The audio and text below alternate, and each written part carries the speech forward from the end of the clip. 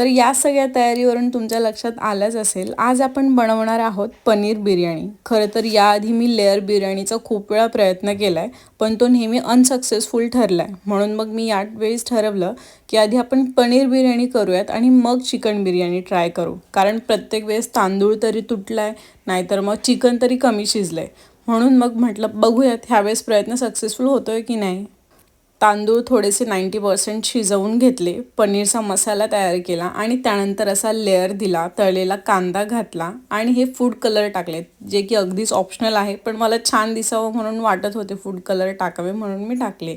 इकडे कोशिंबीर पण तयार केली होती आणि झाली आपली पनीर बिर्याणी तयार. तर तुम्हाला ही दिसताना कशी वाटते आणि मला जमली आहे की नाही हे कमेंट करून सांगायला विसरू नका. समीरला तर फार आवडली. पनीर बिर्याणी तर सक्सेसफुल झाली. आता नेक्स्ट मिशन चिकन बिर्याणी. भेटूया नवीन व्हिडिओमध्ये. बाय.